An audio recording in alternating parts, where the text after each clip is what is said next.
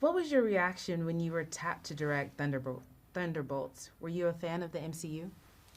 Yeah, I've been a fan and lucky enough that my college roommate John Watts directed all of the Spider-Man movies, so I'd actually gotten to work on Homecoming just for the LA portion. Did second unit of those pickups, so I'd gotten to know the folks at Marvel through that. And I mean, I think anytime you get to work in this world that people care about so much, and with this cast, I mean, how could you not be excited? What was your vision for the film? I think, one thing that's nice about this movie is it's about a team up, and I think that it's not as much about my particular vision as all these great people that came together to really try and make something different. So Eric Pearson had written this really interesting flip on what you might expect this film to be, which was about kind of sending these people to kill each other and be thrown away, and developed that with Brian Chapek, our wonderful executive producer. I felt like what I could bring to it coming off of doing Beef was this idea of really going into a more internal version of that story and trying to get at some character ideas, and especially like in the way that if Sentry the Void is going to be your antagonist, like what should your protagonist be going through that really connects with that we tried to bring, and then eventually brought in a lot of those collaborators from Beef, where Lee Sung Jin came in and did numerous drafts of the script. Grace Yoon, our wonderful production designer, Harry Yoon, our editor, and a whole bunch of wonderful collaborators kind of came together to make that story. And then, of course, Joanna Calo came in, who had written on season 1 of Beef, but also co-created The Bear, and just brought so many more of those character dynamics to life throughout the process. What is the tone of the film, and does it have an overarching theme? I think if there is a theme to the movie, it's about isolation and this question of, there's a line that Yelena says to Bob at one point that he repeats back to her as the Void, where she says, "We're all alone, all of us," and I think the question of the movie is that true, or does it have to be true? Do we have to be alone in this, like when we're going through something, when we experience shame or thought loops, like do we have to exist in that, in isolation, or through connection, could we maybe find a way out of those things? And, obviously the hope is that through connection we can get out of there. And, I think that's something that I've certainly experienced, and I have friends that have gone through, different versions of, on a more internal level, some of the big external ideas of what a rich character, Bob, Sentry the Void is, that it felt like we could tie all those things together.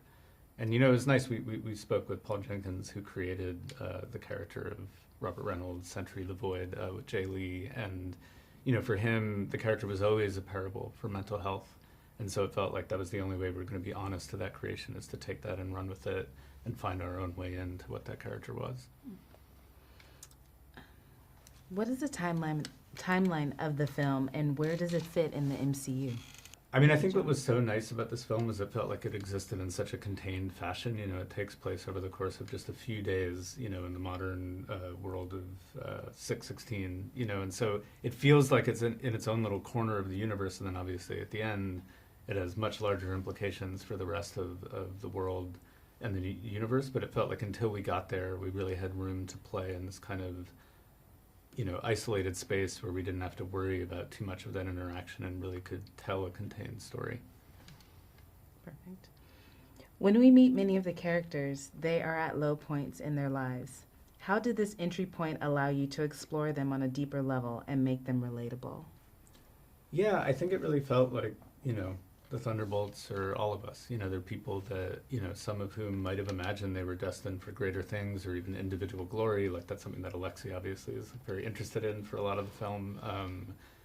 John Walker was Captain America, until that went very, very wrong. And so it becomes more about like when things don't work out the way that you imagined, which is something I think I would imagine we can all relate to. I certainly can. Where do you go from there, and what can you build from that? And what and who do you need to find to kind of come out of that place? And could you maybe be something greater as the sum of your parts than being stuck in that isolation? And last question. Several of the actors have played their characters before. How did their character knowledge help you as a director?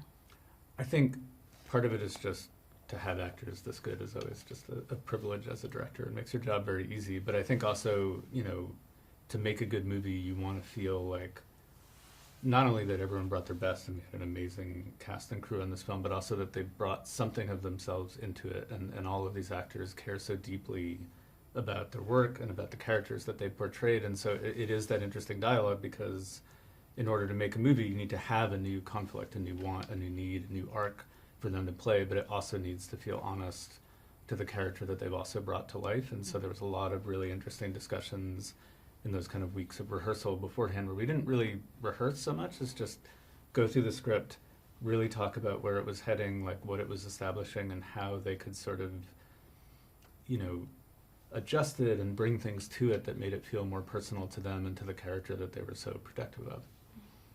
Thank you. Okay. I appreciate That's great. it. That was